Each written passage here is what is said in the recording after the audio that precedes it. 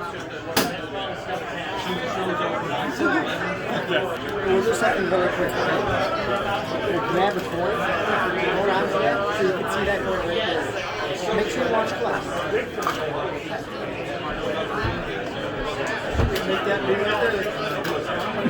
Nice. Nice. Want to see a card trick? Sure.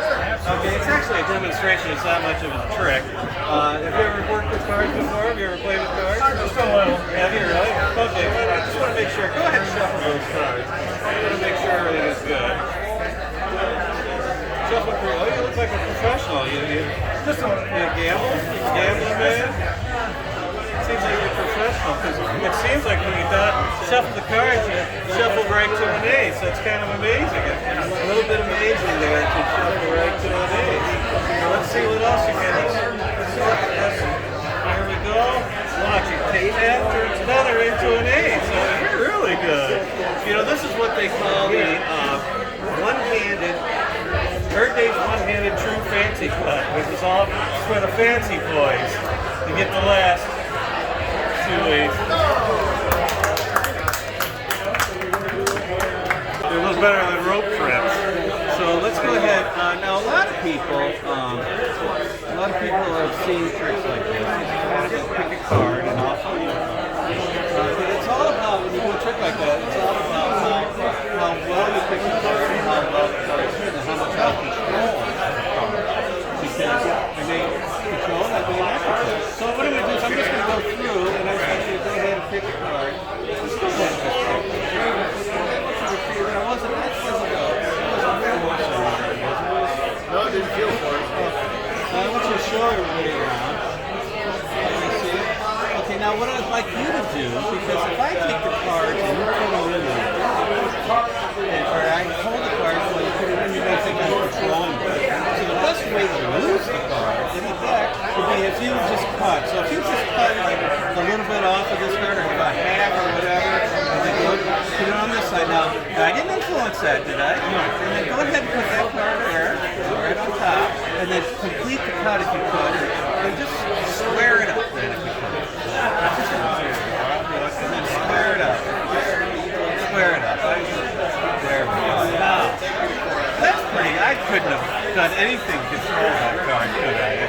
That card is actually hopelessly lost somewhere in the deck. I have no idea where it is. It's very perplexing.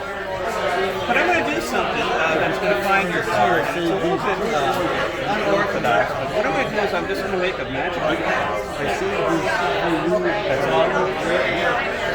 Make that magical pass. You know what happened? The card that you selected, you got it in your mind, right? The card you selected turned upside down. Really? Yes, it did. It's amazing. Watch. Well, I didn't do it with the card. Turned upside down. Is that, So how did you, sorry. That wasn't your card? That wasn't your card. That's not your card right there. Well, you know something, you know the reason why. I forgot. You know, I haven't done this in a year and a half. That card actually tells me where your card is. I'm going to take these cards, just go ahead and take in your hand, and what I'd like you to do is just deal 6 cards down. It's a card to 1, 2, 3, 4, 5. Stop! So that's the 6th card. That would be the 6th card. So if we take the 6, we went from 6 to, go ahead and look. The first time, what was your card? 5 of hearts. The 5 of hearts. The 5 of hearts went right to your card. And you know, you said when you shuffled the cards that you didn't gamble, and I don't believe him because I think he goes to Vegas all the time because exactly where you picked your card left the royal flush.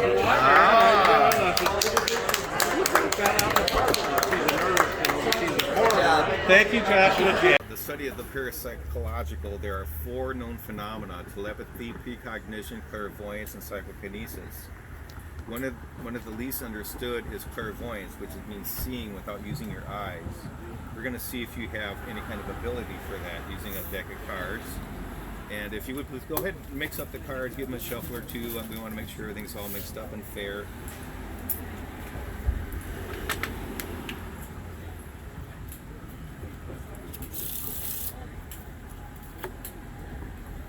Okay, that's a good shuffle.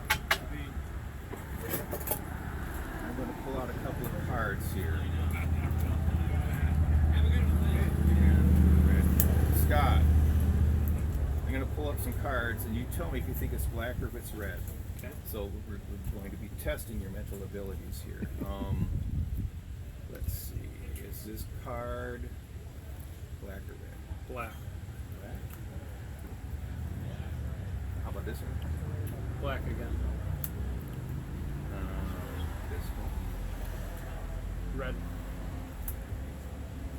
This one here. Black. Here's a clear. Red. Oh, okay. This one. Red. No, you got one wrong, but that's okay. We're gonna keep going. Black. Black. Okay. Another one. Red. Okay. Red. Okay. You're doing pretty good. We're going to mix things up a little bit because you're doing a little almost too well. Let's go ahead and change the order here.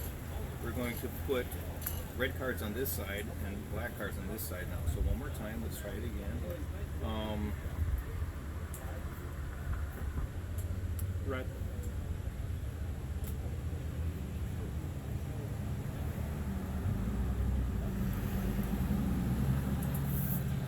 No, that's a black.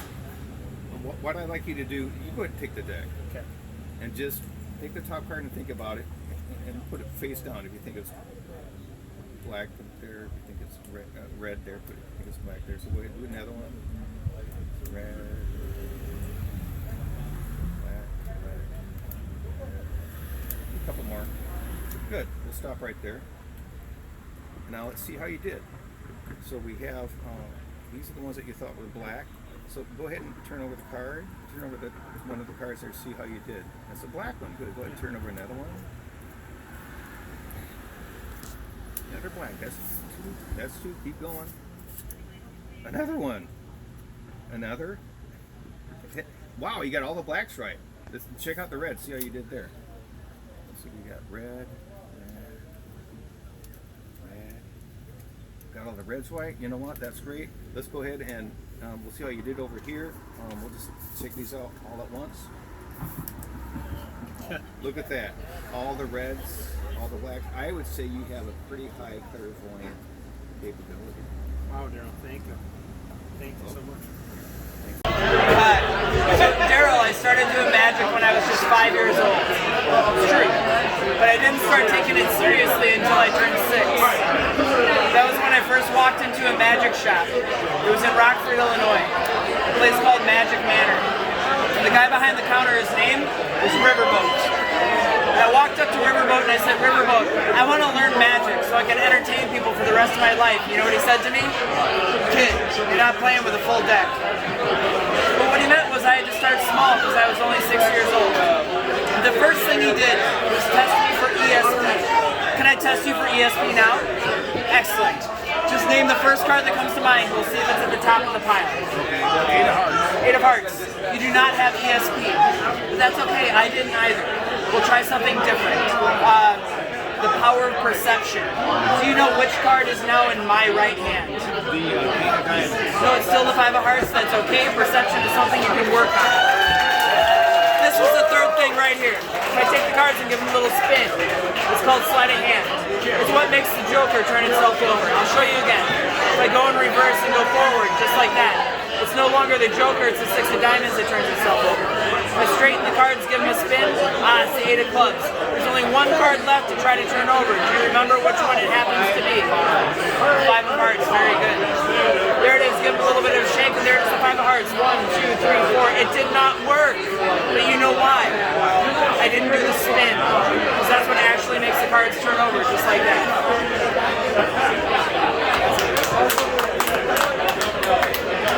I got an idea. I'm just going to have you go ahead and take one out. Just take one out. Anyone you want. Doesn't matter what it is. Look at it, show it. Alright, I'll turn back around and just go ahead and put it right there. Now, we'll use the table. I'll give it a couple of gloves. Hey, Brian, how's it going? Hey. Okay, I have no idea if I'm going to do this right. I was just telling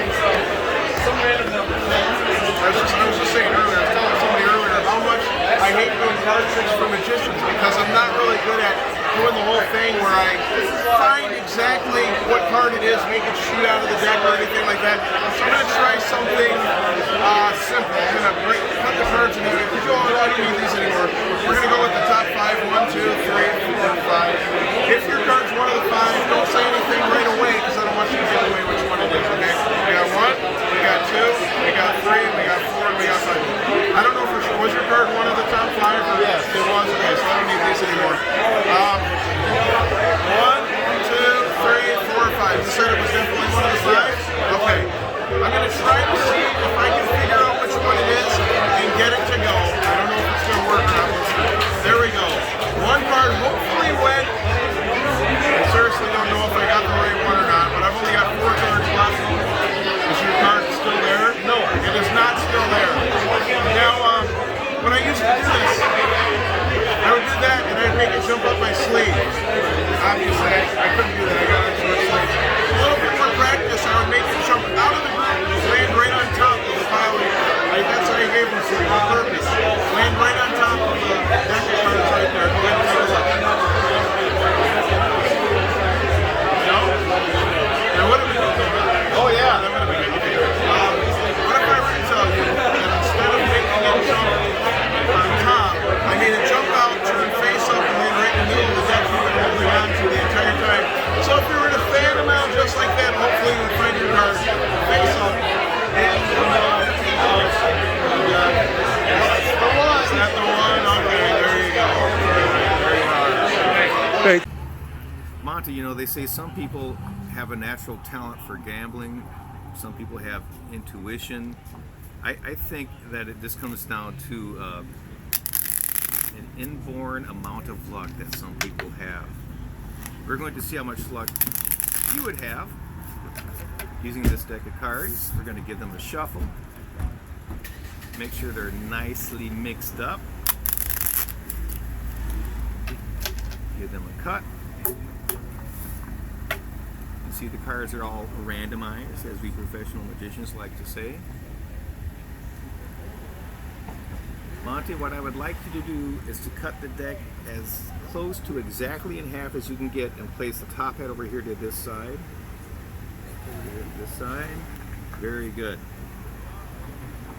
Now you did pretty good there. I'm a professional. I can tell that this stack over here is a little taller than this stack over here. If you move just a few cards there, now we have a really good setup. Monty, I'd like you to do this one more time. Cut this deck in half and put the top half over here. Cut this deck in half, put the top hat over there. Excellent. Well, the cards were shuffled, they were cut, and then you cut them 4 times. Let's check and see if you have any natural ability for luck.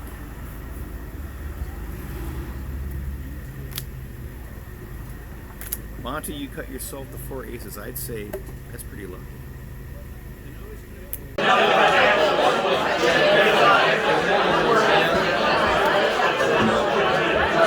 phase number 1. Phase number 2. Let's go back to the beginning.